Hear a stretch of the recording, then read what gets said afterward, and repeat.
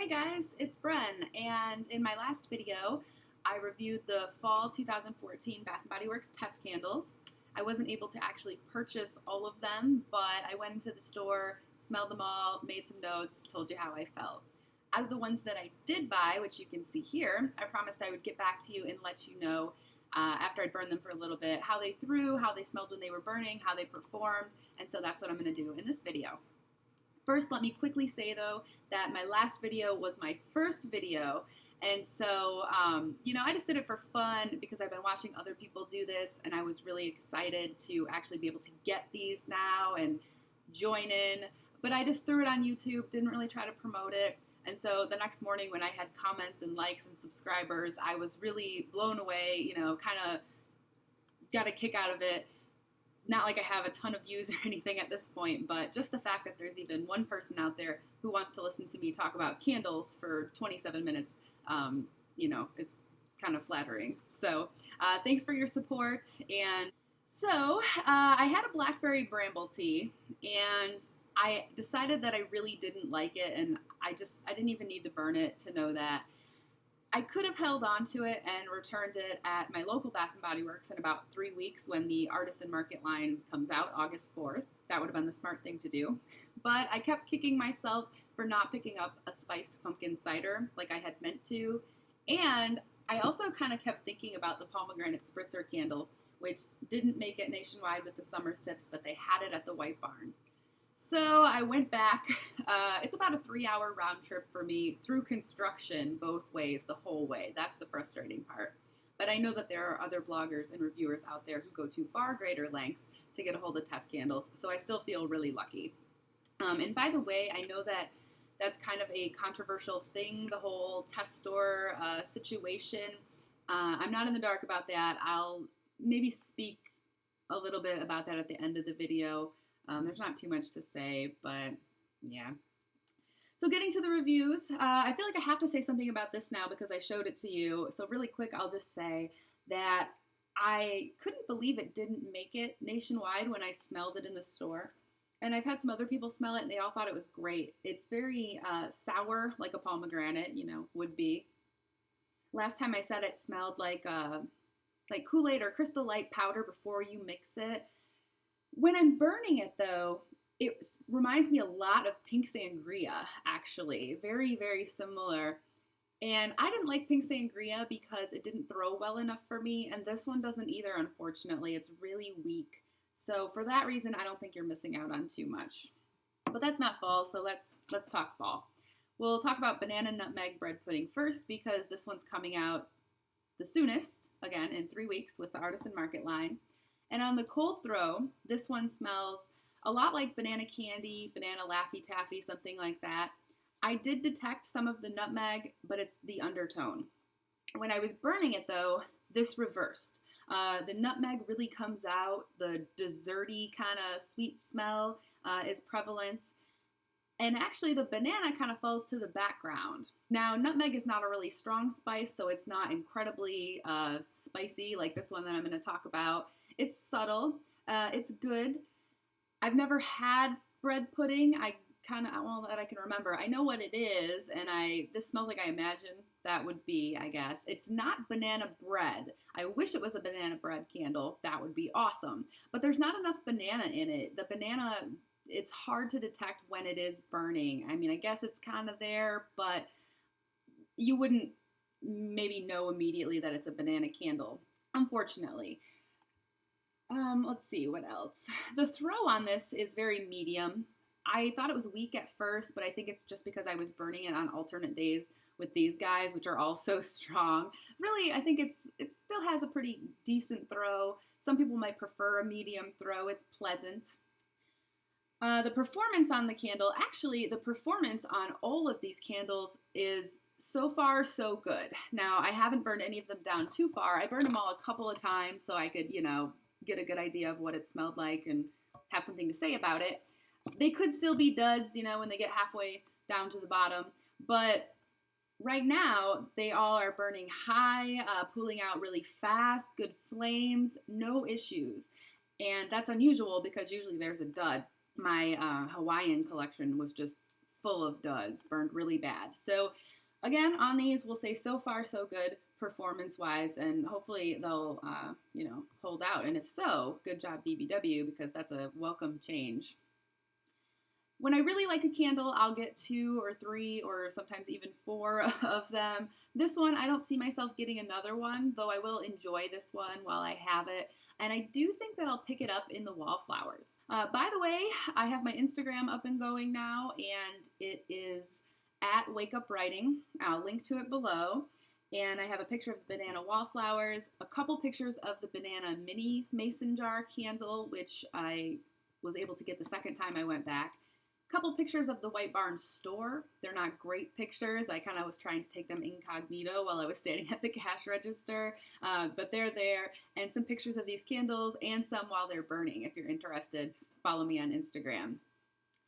Let's talk about Trick or Treat next. Trick or Treat is getting a lot of attention on Instagram. People are crazy about this candle. So for that reason, I think it will make it. It's kind of just a repackage of Marshmallow Fireside, though, so I'm not too excited about it.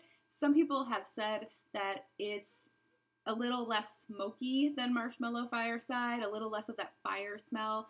If anything, yes, it's definitely sweet and very marshmallowy, but to me, it's so much the same. When it's burning, it throws medium to high, kind of like Marshmallow Fireside. It's enough. I didn't like the color of the wax last time because it's kind of just this boring gray color. I like it a little bit more now because I think I know why they did it. It's because when it's burning, the melted wax just looks black. And that's a little more festive, more Halloween-like. This candle does kind of remind me of Halloween night when it's burning. If you want to see a picture of the melted black wax, there's one on my Instagram where it's kind of like from the top down, so you can see what I'm talking about there. All right, let's talk Pumpkin Cafe. So Spiced Cider we'll talk about first because this is my new one. And in my last video, I had compared it to Spiced Cider, which they've put out the past couple of years, and said that it's basically like that, but it has a little pumpkin in it. And I thought that was a good tweak, a welcome change. Bath & Body Works just barely changes candles a lot, but this was a good change for the better. Now that I've had it for a while, and I've burned it and smelled it burning, I want to say that it is almost an exact 50-50 cross between Spiced Cider and Pumpkin Apple. This is the only Pumpkin Apple I have left right now, but it's right in the middle of these two. Pumpkin Apple, if you haven't smelled it, is, for being a pumpkin scent, it's not very spicy. It's pretty clean, kind of refreshing and pretty sweet and really good. And so I like this because it's a little bit spicier than Pumpkin Apple, but still sweet. It's just really, really good. If you like either one of these, I think you'll like this. And actually, I think everyone would like this. It's a good mass appeal scent. It's amazing. And some people, well, I should say Bath & Body Works is trying always to promote Sweet Cinnamon Pumpkin as their big, I guess mass appeal scent. But I know a lot of people that don't like Sweet Cinnamon Pumpkin. I don't like it. And this one, unless you really just don't like any kind of pumpkin at all, everyone will like this. It would be a good one to burn if you're having company over. The throw is really strong. It would also be a good one to give as a gift. So I like that. All right, I want to talk about these two, and I'm actually just going to even kind of get all the rest of these guys out of the way for now, because I want to talk about how these compare to each other and how they compare to Pumpkin Cupcake. Now, forgive my old packaging on the Pumpkin Cupcake. I had stocked up a couple years ago, so I haven't needed to buy a new one for a while. And I don't think I'm going to buy another one this year, and I'll tell you why in a second here, even though that's all I've got left of it. But this is out in new packaging that looks just like this. It's online now in that packaging, so pretend this is the new packaging. The reason that I put it here is that all three of these have a lot in common. And in my last video, I mentioned that Vanilla Pumpkin Marshmallow reminded me of Pumpkin Cupcake a little bit, and it still does. I feel like they're sort of opposite. Like, Pumpkin Cupcake is mostly pumpkin with a little bit of vanilla, And vanilla pumpkin marshmallow is mostly vanilla with a little bit of pumpkin. So because of that, the throw is slightly less intense because vanilla is just not as intense as pumpkin, but it still throws plenty well. The marshmallow is there. You can detect it when it's burning, but it's the third note. I mean, it goes in order. It's still really sweet, yummy. You want to eat it kind of a smell. And they nailed the picture here, I think, on the label. Like, whatever this is, I think it's probably like a pumpkin whoopie pie, you know, type of thing with a marshmallow cream. I mean, it smells just like you would imagine that this thing smells and tastes. So hopefully this one makes it. It was front and center at my White Barn store on the pumpkin display, so if that's any indication, then it will. And so now I want to talk about pumpkin sugar donuts. This is where I get disappointed, I guess. And it's not because of how the candle smells. I think it smells good because I think pumpkin cupcake smells good. It's just so similar. And this one is going to make it looks like, because I noticed last night that it's on Bath & Body Works website right now to buy already. So it's not going to fail totally, at least. But when I was burning this one, I mean, I could have walked in the room and I would have thought it was pumpkin cupcake if I didn't know any better. And even though my pumpkin cupcake is really old, I do buy this scent every year in soap and anti-bac and scent portable for my car and everything else. So I'm familiar with how pumpkin cupcake smells and I like it. But this one, I burned it in my living room, and then I started burning this in my bedroom, and I was walking back and forth and trying to discern a difference, and there's a little difference, and the difference might be that this one has vanilla, and the sugar donut really doesn't have a vanilla note, but it still has the same amount of sweetness from the more clean sugar note. It's almost the same. The reason that this bugs me is because pumpkin sugar donut has kind of replaced cider donut. And I'll put it over here, I guess. And cider donut was one of my favorites last year. I went through 2.5 of them. This is all I have left. I wish I would have stockpiled. So unless I run into it at an outlet, this is probably all I'll ever have left. But this was good because it was different. It was a fall dessert type scent, but it wasn't pumpkin. And so now they've, gotten rid of it, and they do a donut scent every year. It was cinnamon sugar donut 2 years ago, then it was this last year. Now they've replaced it with, a scent that's so similar to everything else that they have. That's why I'm disappointed. And so I guess my conclusion on these would be that if you're the type of person like me that can go through 2 or 3 candles of a scent that you really like, then by all means, get one of each. But if you're more like a normal person probably is, who just goes through like one of each scent per season, or you're someone like one of my friends who got a spiced apple toddy for Christmas last year, and I went to a dinner party at her house like 2 weeks ago, and she is still rocking the spiced apple toddy, then you probably would just want to pick your favorite out of this. Having all of them would be redundant. So again, I don't think that this is bad. It just is very similar to pumpkin cupcake. All right, put these guys back up here. And that probably does it for me for fall for 3 wicks. Except I might get another one of these. I could see myself doing that.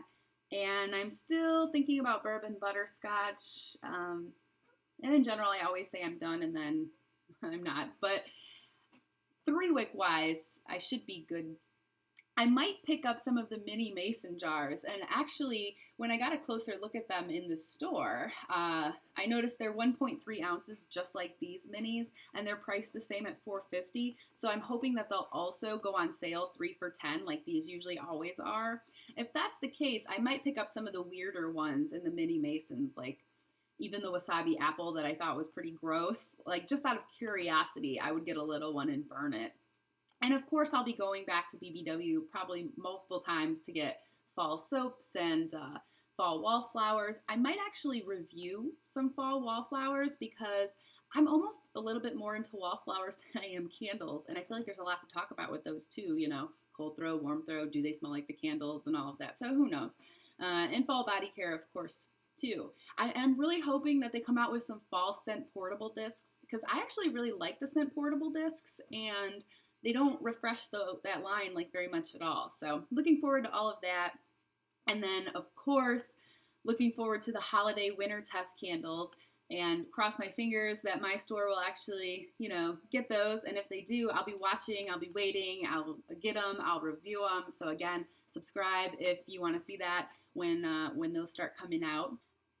Couple things about the test store situation. I know that Bath & Body Works doesn't want people to know where the test stores are, and I understand why. It's because they just want to know what candles people would buy if they were browsing through the mall and they mosey on in and pick up one or two. And if it were well known, then you'd have crazy people like us going in there and buying tons of them, buying one of each and whatnot. And that throws off their statistics. I think what probably throws off their statistics even more, though, would be people that go in and like hoard them to sell on eBay, which there's good and bad about that. Personally, I don't understand how anybody does that, just because I ran an eBay store for a little while, like a couple of years ago, nothing to do with candles, but it's a lot of work. And then the idea of packing candles to ship, and they're so heavy and breakable, like, ain't nobody got time for that. So I won't be doing that at all. But the good thing about it is that if you did want, a test candle like Pomegranate Spritzer that didn't make it, you have a way to get it. But I think Bath & Body Works could combat that by offering failed test scents as like web-only scents or something. That would be cool.